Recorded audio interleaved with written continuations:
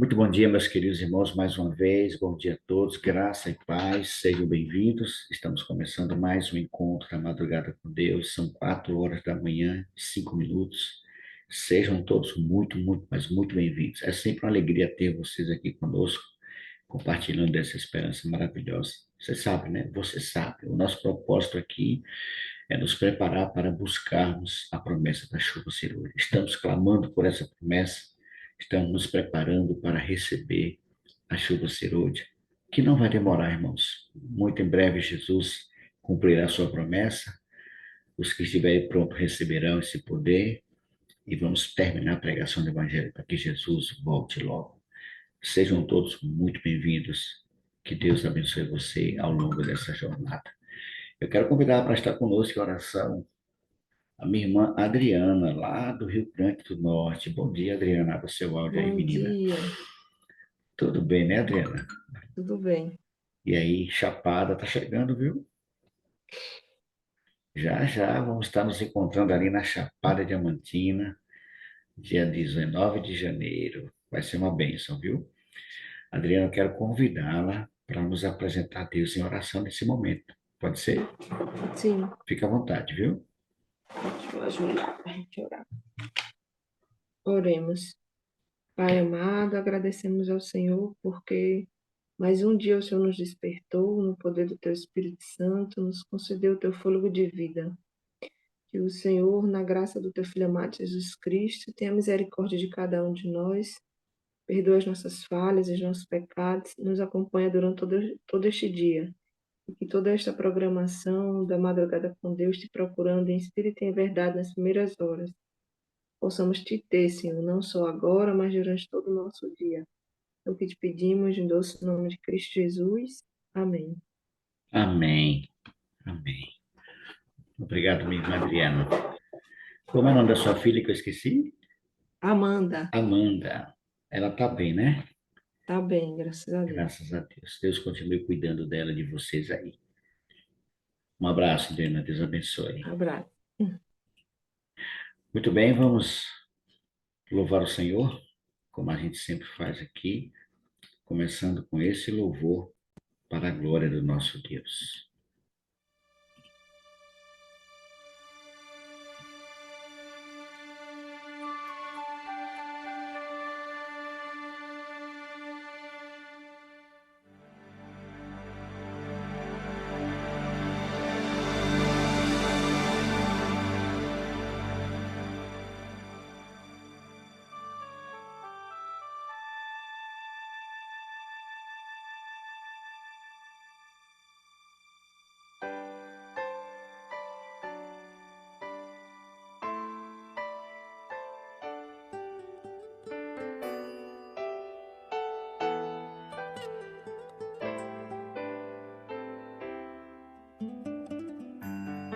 Eu só quero estar onde estás e viver em tua presença, ver a tua face o adorar. Junto a ti eu quero estar. Eu só quero estar onde estás, onde tudo é para sempre. Leva-me para este lugar, pois eu quero ali morar. Eu quero estar contigo, vendo a tua face e sentar à mesa, envolvido por tua glória, na presença do meu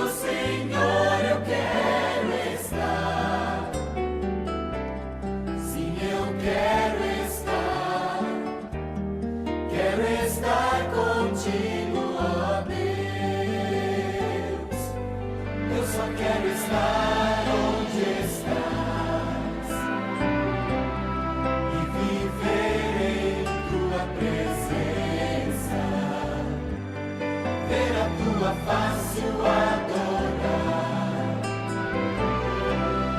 Junto a ti eu quero estar. Oh meu Deus, tu és a força e canção. E quando estou contigo, se sou fraco, tu és forte. Eu só quero estar onde estás, onde tudo é para sempre. Leva-me para este lugar. Sim, eu quero estar contigo, ó Deus. Sim, eu quero estar contigo, ó Deus.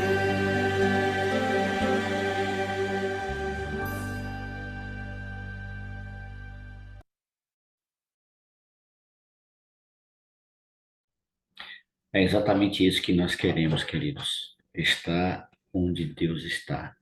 E você sabe onde Deus está agora? Você sabe? Deus está exatamente aonde você o colocar. Exatamente. E acredite, Deus está aí bem pertinho de você, viu?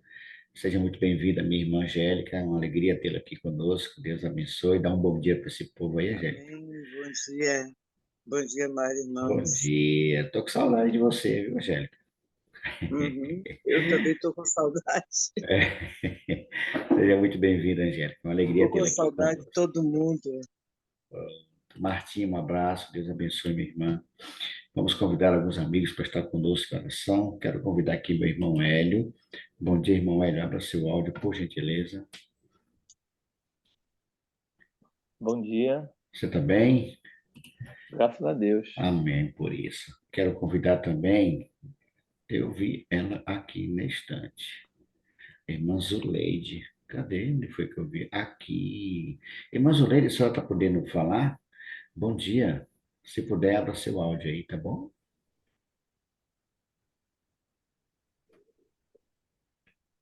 Sim, irmão. Bom dia, irmã Zuleide. Como vai a senhora? Bom dia, irmão. Tudo bem? Tá quente aí no Rio? Não, irmão, eu tô no Maranhão. Tá no Maranhão? Eita, tá No quente também Maranhão. aí. Ah, aqui também aqui é uma benção, mas está melhor do que no Rio, porque no Rio lá a situação tá feia. Tá feia, A né? hora tá quente, a hora tá frio, e os pessoal tá Ok. adoecendo. Nossa, misericórdia. Seja bem-vinda, tá bom? Amém. Quero convidar minha Obrigada. irmã Márcia Andrade também. Bom dia, Márcia. Bom dia, Tudo bem, Márcia? tudo bem? Você fala de Salvador, né? Sim, Pronto. Nós temos aqui o irmão Hélio de Camaçari, a irmã Zuleide lá do Maranhão e a irmã Márcia em Salvador. Vocês estão sendo convidados a orar nesse momento, tá bom? Irmão Hélio, nos Amém. apresente a Deus, clamando pela chuva cirúrgica, irmão Hélio, para a igreja de Deus em toda a terra. A irmã Zuleide, ore, minha irmã, nesse momento, pelos pedidos ali do varal. São muitos os clamores dos filhos de Deus, ali são necessidades diversas. Apresente, irmã Zuleide, esse povo ao Senhor, para que Deus, na sua infinita misericórdia, traga a resposta a essas pessoas. E a irmã Márcia estará orando, irmão, pelos casais que estão passando por momentos difíceis, por crises conjugais. Tá bom? Se você puder, irmão, se quiser ficar de joelhos, essa é a sua oportunidade.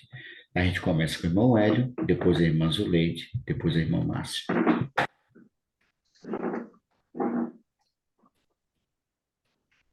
Amém.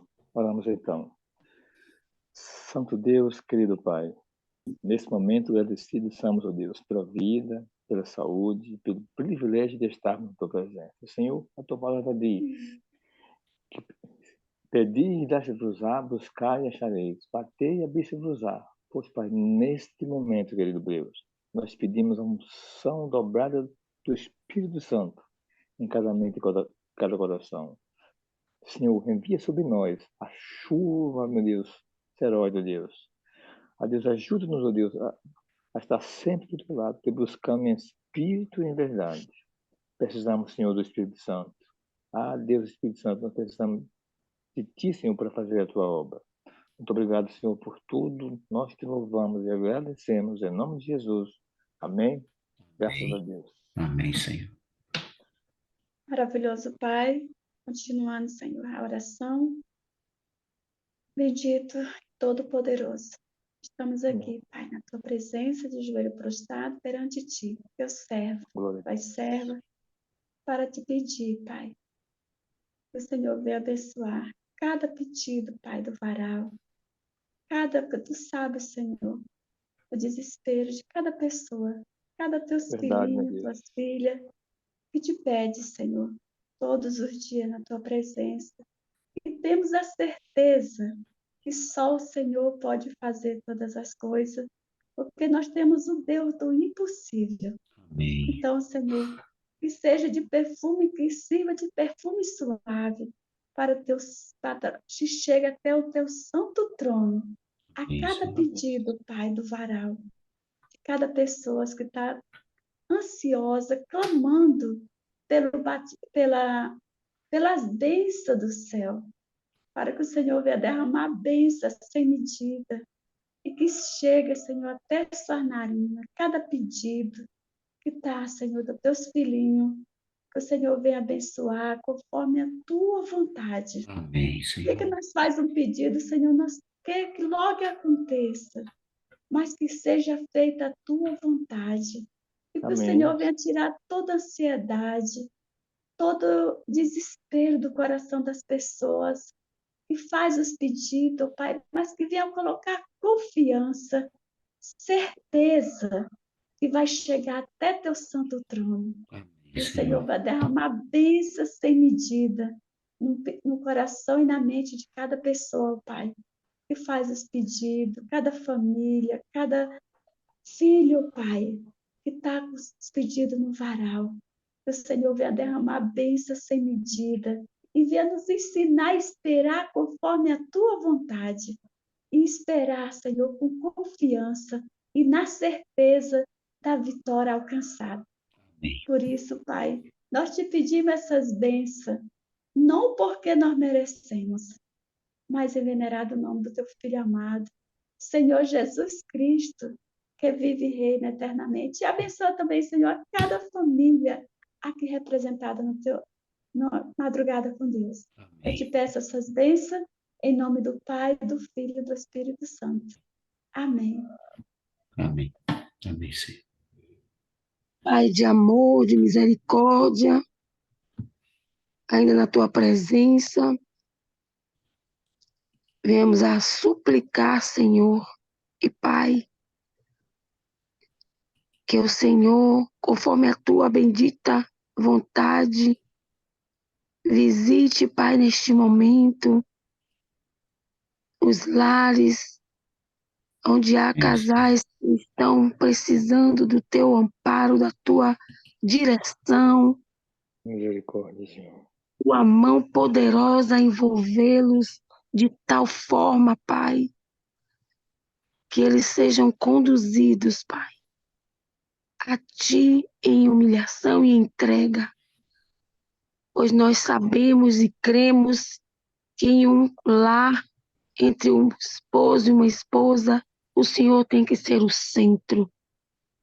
O Senhor estando no centro, sendo o primeiro, vai haver tempestade, vai, problemas também, mas não vão cair, não vão se agredir verbalmente, nem fisicamente, nem por um momento passar na mente de cada um dos cônjuges separação, abandono do lar, pois o Senhor está à frente de toda e qualquer batalha. Amém. Sabemos que nesses últimos dias o inimigo está feroz e ele sabe que a família, o lar, é um sonho do Senhor. Mas o Senhor agindo, quem impedirá a união, a harmonia em um lar? Visita neste momento, Pai. Eu não sei qual é o lar que está precisando, nós não sabemos, mas o Senhor é soberano e poderoso. Está em todos os lugares, sabe de todas as coisas e vê todas as coisas. Então, nós clamamos o nome que há poder no nome de Cristo Jesus. Que o Senhor visite estes lares, restaure e toque na mente e no coração de cada um deles. Eles sintam neste momento o agir do Senhor na vida deles. Nós suplicamos no nome de Jesus. Amém. Louvado seja o teu nome. Senhor. Amém. Obrigado, irmã Márcia, obrigado, irmã Zuleide, e obrigado, meu irmão Hélio. Deus siga abençoando a vida de vocês em todos os sentidos. Amém. Muito bem, queridos, nós vamos ter agora a oportunidade de também você apresentar a sua petição. Nós vamos estar aí entrando em sala simultânea a partir desse momento. Você terá 10 minutos para apresentar o seu clamor. Em 10 minutos. Salas simultâneas a partir de agora. Muito bem, queridos, acabou os 10 minutos da sala simultânea. Espero que você tenha aproveitado aí esses 10 minutinhos. É muito bom esses 10 minutos. Passa rápido, mas dá para fazer algumas petições. Pastor Robson, meu irmão, muito bom dia. Angélica, mais uma vez, muito bom dia. Você está me ouvindo aí, Angélica? Tu me ouves? Bom dia, Mário. Eu estou ouvindo bem. Bom dia, Pastor Robson. Conseguiu entrar, foi, na sala? Claro, rapaz. Eu entrei antes da sala. Ah, então beleza. Eu cheguei antes da sala, eu cheguei na oração da irmã aí. Ainda. Eu tive o privilégio de orar com meu amigo Hélio aí, Hélio Mota. Hélio Mota, isso é uma diretor potência. Desbravador, homem de coragem aí, homem de Deus. Incansável. Juntos aí orando, batendo um papo, foi muito bom. Maravilha. Gente, você sabe, né, irmãos, nós estamos fazendo reavivados por sua palavra e nós estamos no livro profético, no livro do profeta Isaías. Eu tenho um carinho, um apreço muito grande às experiências de Isaías, as profecias, né, as mensagens, elas são interessantíssimas. E hoje, pastor Robson, nós estamos no capítulo 6. Eu, particularmente... Aquele capítulo que você pregou aqui pra gente. Exatamente, eu não esqueço, não. pastor. Eu gosto Você demais. pregou uma das madrugadas, você pregou sobre o capítulo 6 de Isaías, me lembro bem. Na época que foi, a gente teve aquela semana do pastor Edson, não foi? Eu acho que isso foi sobre a semana de oração do pastor Edson, família Ide. Eu gosto demais desse capítulo 6. Queridos, você querendo dar sua participação no capítulo 6, tá bom? É só levantar a mão que nós vamos estar liberando o áudio para você. Angélica, você está me ouvindo aí, Angélica?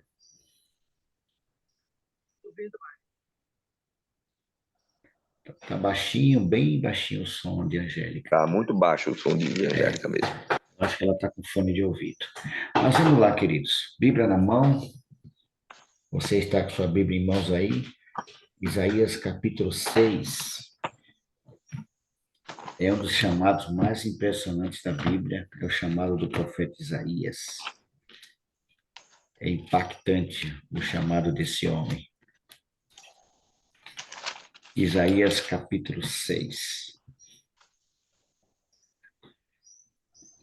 Nós temos aqui um capítulo pequeno, né, pastor Robson? Mas aqui, na verdade, esse capítulo fala exatamente da visão, né, de Isaías e o seu chamado, o seu chamamento, né, como alguns chamam, como a Bíblia também se expressa, o chamado do rei de Isaías. Ele começa chamando a atenção que no ano da morte do rei Uzias, né, eu vi o Senhor assentado sobre um alto e sublime trono, e as abas de suas vestes enchiam o templo. É um chamado, é uma visão extraordinária de Isaías. Ele não vê algo, por exemplo, Moisés, ele viu uma sarça queimando, né, ali em chamas, mas não se queimava. Mas a visão de Isaías, ela é extraordinária. E ele começa relatando que no ano da morte do rei Uzias. Quem era o rei nessa época, pastor? Então, já está dizendo aí, Uzias, né? No ano da morte do rei Uzias. O rei Uzias, quando a gente vai lá no livro de Crônicas... Uzias é aquele rei que ficou leproso porque entrou no templo quando não poderia ter entrado. Não era para ter acessado, ele acessou. Ele foi um bom rei, foi um dos bons reis de Israel, reinou muito tempo, foi um bom rei, só que no final do seu reinado ele cometeu essa besteira de querer levar o incenso, ou oferecer Incenso. incenso lá no templo, né? E aí, quando ele foi entrando, os sacerdotes correndo para tirar ele de lá, ele ficou leproso na hora, né? É, O Senhor puniu imediatamente ali e ele saiu do templo, né? Então, esse foi o rei Uzias. Alguns acreditam, eu já ouvi alguns comentários sobre, depois de Uzias veio Jotão, aí tem outros reis que duraram pouco tempo, até reino de Ezequias, mas eu ouvi já um comentário de que Isaías, inclusive, foi morto por Manassés, né? Há alguns comentaristas que dizem que Isaías foi morto por Manassés, que Manassés foi o pior rei de Israel, né? é. O rei mais terrível de Israel foi Manassés, que se arrependeu no final da vida, né? E era filho de Ezequias, que veio logo na sequência. Foi Uzias, depois eu acho que é Jotão, depois vem Acais, e aí Ezequias era filho de Acais, né? Então Isaías viveu no tempo em que o povo de Israel estava na debandada da apostasia, né? Então você vê que as profecias de Isaías são advertentes, inclusive o capítulo 6, aqui no final, ele vai falar exatamente sobre isso. E aqui no último ano do rei Uzias, ele tem essa visão do trono, né? Que você, inclusive, pregou sobre esta visão do trono, né? Essa experiência de Isaías, né? O que é interessante. E aí eu já ouvi muitos sermões sobre ele, já preguei também sobre esse mesmo texto, né? E é interessante aqui a visão da santidade de Deus, e você vê aqui a postura dos serafins, né? Serafins é uma classe de De anjos, né? anjos. E você vê a postura deles diante do Senhor, né? Você vê a reverência que os anjos têm quando se colocam diante de Deus, né? E eu fico olhando assim, como nós somos arrogantes, né? Como o ser humano é arrogante. Olha como é que a gente às vezes se dirige para Deus, a gente olha como a gente às vezes trata Deus, né? E os anjos aqui diz que eles tinham 6 asas, né? E com 2 asas ele cobriam os pés, com 2 asas eles cobriam é, O é, rosto. o rosto, e com as outras 2 eles voavam. Então, quer dizer, uma atitude de reverência, né? Gosto sempre de lembrar aqui que eles diziam santo, santo, santo. Você vai ver que essa expressão ela aparece muitas vezes, né, diante de alguém que está tendo uma visão do Todo-Poderoso. Ele repete essa palavra santo 3 vezes, sempre 3 vezes, nunca 2 vezes. Não é santo, santo, não é só santo, não é? É santo, santo, santo. Alguns autores acreditam que isso é uma referência exatamente às 3 pessoas da divindade, né? Pai, Filho e Espírito Santo, né? Então, alguns autores comentam isso. Mas o que é interessante aqui é exatamente essa visão que os anjos têm, a reverência que eles têm diante do Senhor, diante de Deus, né? E a reação de Isaías na visão, né? Quando ele tem uma visão de Deus, olha a reação de Isaías. Ele teme, né, pastor, pela própria vida. Eu vou morrer. Exato. Porque ele sabe, né, que ele é pecador e o pecado não resiste diante de um Deus santo. Toda vez que o pecado entra em contato com a divindade, ele é destruído, né? Porque o Senhor é um fogo consumidor. Então, um fogo consumidor para o pecado, né? O pecado, ele ele gera uma reação de destruição imediata. Entrou em contato com ele, com Deus, com a santidade de Deus, ele é destruído. É como eu sempre comparo essa situação, Mário, a como se fosse um campo de força, né? Então Deus tem a sua santidade o guarda, né? Está ali em torno dele. Então, quando o pecado toca na santidade de Deus ali, entra em contato com esse campo de força, ele é eliminado imediatamente. E nós vemos isso nessa questão aí quando o homem rompe a barreira da misericórdia, aí ele é confrontado com a destruição, né? Nós E é o temos que esse Isaías. exemplo, né, pastor, do rei Uzias e também aqueles filhos de Samuel, lembra? Nós temos os Os filhos de filhos Samuel, de, os filhos de o Eli, filho de Eli, os filhos de filhos de Eli, Samuel, você tem Uzá, você tem um Uzá, exemplo de isso. Uzá, né? Você tem um exemplo aí agora Os filhos de Arão, de Urias, você tem exatamente Nadab e Abiú, né? Não, Nadab e Abiú. Nadab e Abiú mesmo, né? É eles mesmo. Então, você tem vários exemplos de pessoas que, quando elas extrapolam, né, os limites da misericórdia de Deus e se chocam com a santidade de Deus, elas são destruídas, né? É O isso que vai senhor, acontecer com o ímpio. pastor, exatamente. Quando Paulo fala lá em Tessalonicenses, né, que se revelará então o iníquo a quem o Senhor matará, né, com o sopro da sua boca e aniquilará com a manifestação da sua vinda. Então, é a manifestação da glória de Deus que vai destruir o ímpio quando Jesus voltar.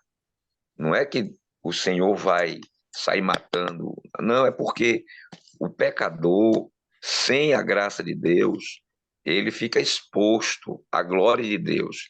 E nós não suportamos a glória de Deus. Nós não suportamos a glória. Por isso que ele diz aqui, né? Ai de mim que vou perecendo. Por quê? Porque sou um homem impuro, habito no meio de um povo de impuros lábios, e os meus olhos viram o Rei, o Senhor dos Exércitos. Né?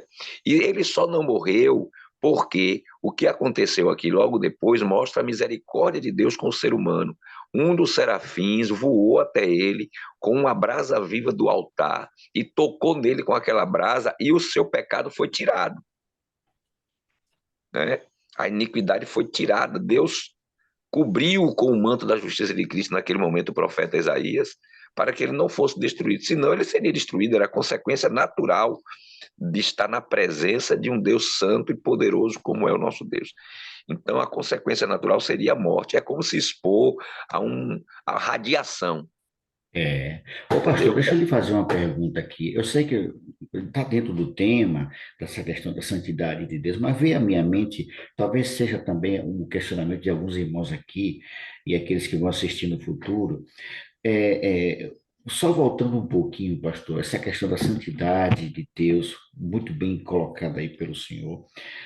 Isso me remeteu aqui, pastor, ao período em que Moisés pediu para ver a glória de Deus. E o Senhor disse para ele, Moisés, se você vê a minha Você glória, morre. você vai morrer, né? Isso é o que o Senhor está Exatamente. colocando. Mas naquele caso ali, pastor, especificamente, o Senhor disse, olha, você vai ver a minha glória pelas costas. Como assim, pastor? Ele viu Deus só de costas? Como é que foi? Ele deve, ele deve ter visto alguma imagem, mas não a Deus, né? Porque ninguém jamais viu a Deus, a não ser aquele que Isso. de Deus veio, né? O Filho que revela ao Pai. Ninguém mais viu a Deus Pai. Aí nós estamos falando agora da divindade, e nós lembramos aqui que o Deus que nós vimos, o ser humano viu Deus. Quem foi a pessoa que o ser humano viu? Foi Jesus, né? Jesus. Isso. Jesus, ele sempre se manifestou, desde o Antigo Testamento ele se manifestava como anjo do Senhor, né, como o comandante do exército do Senhor, ele se manifestou, alguns homens viram, tiveram essa visão do Cristo pré-encarnado, né? Então nós temos aí Abraão, o recebeu em sua tenda, ele comeu com Abraão ali, né? E também Gideão também o viu, Josué também o viu. Então, nós temos vários homens que tiveram a experiência de encontrar com mais o Pai, nunca foi visto, assim como o Espírito Santo também não, nunca foram vistos pelo ser humano. Então, quando Moisés pede para ver a glória de Deus, ele não sabe o que estava pedindo, né? Ele não sabia o que estava pedindo, ele estava sendo exposto a algo que ele não conhecia, certo? Mas ele tinha vontade de ver. Quem é que não tem, né? A gente adora um Deus que a gente não viu, a gente tem vontade de ver, né? Todo mundo tem Isso. essa curiosidade de É ver Deus. verdade. É E vamos verdade. ver. Em E nome nós de veremos. Um Jesus. dia Amém. Amém. eu Amém. verei, né? Nós um dia veremos. Aí eu lembro que quando eu estava ainda fazendo o cursinho teológico, o pastor Marcelo Torres, ele falou assim: o problema é que Jesus se revelou, mas a gente não aceita que Jesus é Deus. Esse é o problema, né? Porque o ser humano viu Deus, viu. Se Jesus encarnou e ele disse: quem vê a mim vê o Pai. Então nós já vimos Deus, né? Quer dizer, eu e você não vimos, mas aqueles que viveram no tempo em que Jesus manifestou-se aqui nessa terra, eles tiveram o privilégio de ver Deus, né? Agora o negócio que. Aí Marcelo dizia assim: o negócio é que Jesus se tornou tão íntimo de nós que a gente perdeu o respeito por ele, É verdade. entendeu? Então nós não podemos perder de vista que Jesus é Deus em carne e osso que se manifestou, né? E até alguns questionam isso: que Deus é que vamos ver na eternidade? Será que vamos ver o Pai? Vamos ver o Espírito? Ou realmente o Deus que vamos ver continuará sendo Jesus, não é? Agora, isso hoje, isso a gente tem essa preocupação, mas na eternidade não teremos mais, não haverá essa preocupação mais, né? Mas Deus velou, né, Moisés ali e passou. Moisés deve ter visto alguma coisa. Ele não descreve o que é, né? Ele diz que viu ali, mas a gente não sabe o que de fato ele viu. O fato é que Moisés, ele tinha uma visão da glória de Deus, porque a Bíblia diz que quando ele saía desses encontros que ele tinha com Deus, seu rosto resplandecia, né? Então, tamanha a intensidade da glória de Deus que o rosto de Moisés resplandecia, brilhava quando ele saía da presença do Senhor, né? Que Então, maravilha, hein? eu acho que nenhum outro, a não ser os discípulos depois com Jesus aqui, né? Mas nenhum outro profeta do Velho Testamento teve uma experiência assim tão chegada, e a própria Bíblia diz isso, o próprio Deus diz isso de Moisés, né? Que ninguém era igual a Moisés. Tem de visto meu servo Moisés? Não tem outro aí não, ele é o mais manso da terra, né?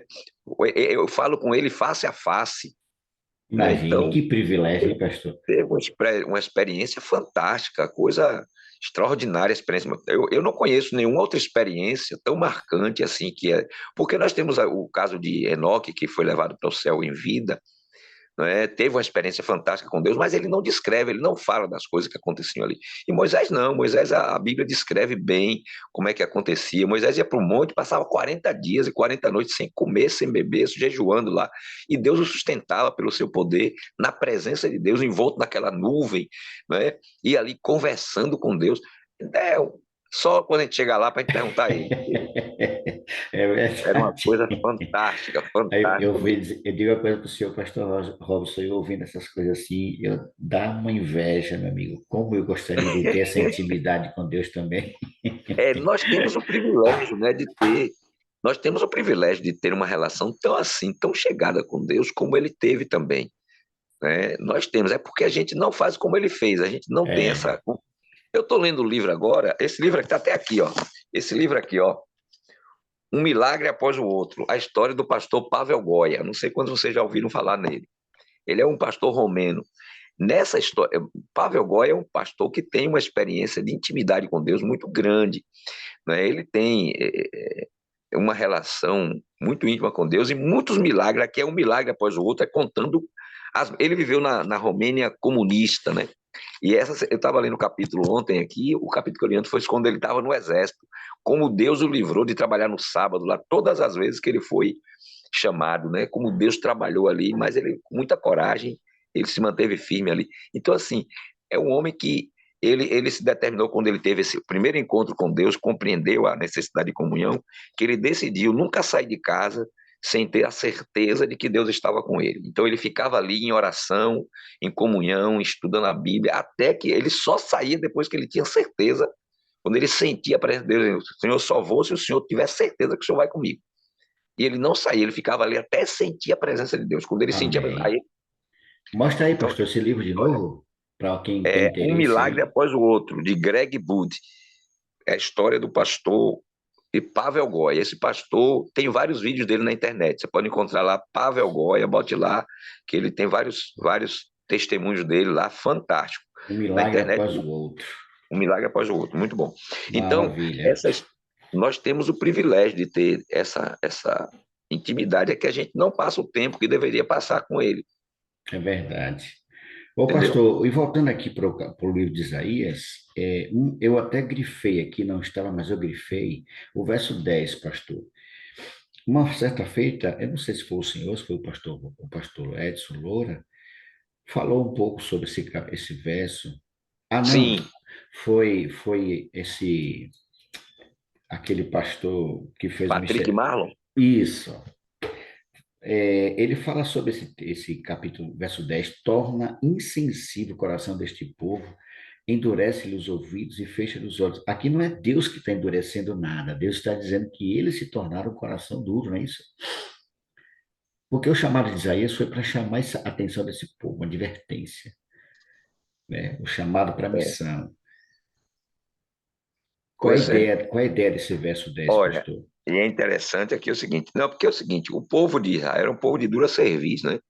Deus já tinha enviado vários profetas, está enviando Isaías, e ele diz, vai lá, não é? Olha, mas preste atenção, vamos entender aqui a coisa. Vai lá, Verso 9.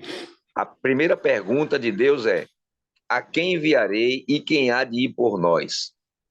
Isaías diz, eis-me aqui, envia-me a mim, não é? Isso. Agora eu pergunto, se Deus está decidido a endurecer o coração do povo, para que ele vai mandar um profeta lá? É isso, pastor. Exato. Não faz sentido. Não faz sentido Deus dizer assim, não, eu vou matar ele de qualquer jeito, mas vai lá, tenta salvar ele. Não, como é? Se você vai tentar salvar uma pessoa, se você quer matar uma pessoa, você não vai tentar salvar, né? Deixa ele morrer, ele já está morrendo lá, deixa ele acabar de morrer. Mas se você não quer salvar, quer que a pessoa morra, você vai tentar salvar? Não. Então, o que é que Deus está dizendo aqui? É porque Deus é onisciente. Então, Deus já sabia o que ia acontecer. Então, vai lá e diz a esse povo, né? Diz a esse povo, vocês ouvem, mas não entendem. Vocês veem, mas não percebem.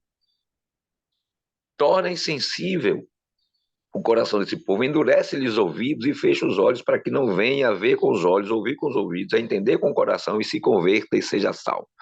Mas Deus está mandando o profeta ir lá falar e veja a missão de Isaías. Isaías vai para lá para dizer o que vai acontecer. Mas Deus, na sua onisciência, já sabia que o povo ia endurecer o coração e não ia aceitar. Porque, na verdade, ou você crê que Deus dá livre-arbítrio ou não crê. Aqueles que creem numa predestinação para perdição, para salvação, eles não creem no livre-arbítrio. Então não há liberdade de escolha. Se não há liberdade de escolha, então Deus predestinou um para se perder, outros para se salvar. Mas conhecendo as Escrituras e o caráter de Deus, nós sabemos que não é assim. Porque em vários textos a Bíblia deixa claro que Deus deseja que o homem seja salvo. Não é assim? Deus deseja que o homem seja salvo. É esse livro mesmo aí. Muito bem. Viu? Então, assim, mas aqui ele está dizendo ao profeta, né, que ele deveria ir e avisar as consequências do seu endurecimento, da dureza do seu coração. Então Isaías iria para o povo para admoestar o povo. E você sabe, se você ouve a voz de Deus, se humilha, se arrepende e busca o perdão, é perdoado. Mas o que aconteceu com o povo de Israel? O povo de Israel foi endurecendo o coração, até que não mais ouvia a voz do Espírito Santo. Realmente aí, ó, é onde ele diz aqui, o profeta ia falar, só que é aquela história. O mesmo sol que endurece o cimento, amolece a cera. Não é assim que a gente aprendeu? É verdade. O mesmo sol que endurece o cimento, amolece a cera. Ou seja, a mesma mensagem que quebra o coração de uns, endurece o coração de outros. A mesma mensagem. Então você chega com uma mensagem de advertência, de aviso. Então, aquele que ainda está sensível à voz do Espírito Santo, ele vai se quebrantar, ele vai se humilhar, vai pedir perdão, vai fazer igual a Nínive. Lembra de Nínive? O profeta Jonas foi para lá levar uma mensagem de quê? De juízo. Tá certo? Foi levar uma mensagem de juízo. Você sabe, o profeta ele tinha medo de ir, por quê? Porque ele sabia que duas coisas podiam acontecer com ele lá. Ou o povo ia ouvir a mensagem dele, se arrepender, se converter, ser perdoado e ele estaria vivo, ou o povo podia se revoltar com ele, pegar, matar o profeta e continuar. Era assim que acontecia, entendeu? Lembra de Jeremias? Não é? Eu estou no meu ano bíblico agora, eu estou estudando, terminei agora, saí do livro de Jeremias agora, acabei o livro de Jeremias. Terminando de ler Jeremias. Jeremias escreveu uma mensagem para o rei Zedequias, levou a mensagem para lá. Quando ele chegou com a mensagem lá que o rei leu, ele cortou a mensagem e jogou no fogo, queimou, tocou fogo na mensagem, e a liderança, os líderes de Zedequias, mandaram matar Jeremias. Pegaram Jeremias, jogaram num poço de lama, tá lembrado da história, né? Sim, sim. Jogaram no poço de lama, que ele ficou enterrado na lama lá, para morrer, jogaram para morrer lá. Não tiveram coragem de matar, porque matar um profeta era um negócio complicado. Então eles jogaram na lama para ele morrer lá. Mas aí foi que Baruque, né? E teve um outro lá que eu não lembro, qual era o nome dele? Obed, o nome assim, Oded, acho que era Oded. Foi lá e disse: Senhor, foi falar com o rei. Disse: Rei, se deixar Jeremias lá, ele vai morrer. Ele está enterrado na lama lá, vai morrer lá. né? Só não deixa acontecer isso com o profeta, não. Aí foi que o rei disse assim: olha, vai lá, pega uns homens lá, tira, mas não deixe ninguém saber o que aconteceu, não. O rei estava com medo dos outros líderes. Aí disse: olha, não deixe ninguém saber, mas tira o profeta de lá. E salvaram Jeremias. Então, o profeta, quando ele trazia uma mensagem dura, ele sabia que a reação do povo podia ser uma reação de que se revoltasse com ele a ponto de matá-lo. E como muitos, de fato, morreram. Muitos profetas morreram quando foram levar a mensagem do Senhor, não é? Então, o que é que acontece? Jeremias está recebendo do Senhor aquilo que iria acontecer, mas, com certeza, algumas das pessoas que ouviram a mensagem do profeta se convertiam. Mas uma boa parte, a maioria do povo, assim como a nação, acabou sendo levada para o cativeiro, né? Sendo levada para o cativeiro. Inclusive, os últimos capítulos de Jeremias falam exatamente sobre quando Nabucodonosor leva o rei Zedequias, né, que viu seus filhos serem mortos diante dele, depois teve os seus olhos vazados. A última coisa que Zedequias viu foram seus filhos sendo mortos. Depois disso, os olhos foram furados, vazaram os olhos de Zedequias, Zedequias foi levado para a Babilônia e morreu lá no cativeiro. Por quê? Porque não quis escutar a voz do profeta. Terrível. Várias vezes. Olha, Deus mandou Jeremias várias vezes falar com Zedequias. E ele foi lá e falou, deu o recado, mas ele, a princípio, parecia que ia recuar depois. Então, o que ele está dizendo aqui é exatamente o que iria acontecer. Deus, na sua onisciência, estava vendo que aquele povo não ia se arrepender e, por isso, acabaria sendo levado para o cativeiro, né? Mas se o povo fizesse como o povo de Nínive, veja, quando Jonas pregou que dentro de 40 dias a cidade ia ser destruída, era a mensagem do profeta. O povo se arrependeu. A liderança da cidade se arrependeu. O rei, quando soube, rasgou suas vestes, né? Sentou na cinza, se vestiu de pano de saco, convocou um jejum, clamou ao Senhor por misericórdia, e Deus mudou a sentença de Nínive e não destruiu a cidade. Ok, Não naquela pastor. época. Depois ela foi destruída, né? Mas O mesmo aconteceu com Israel.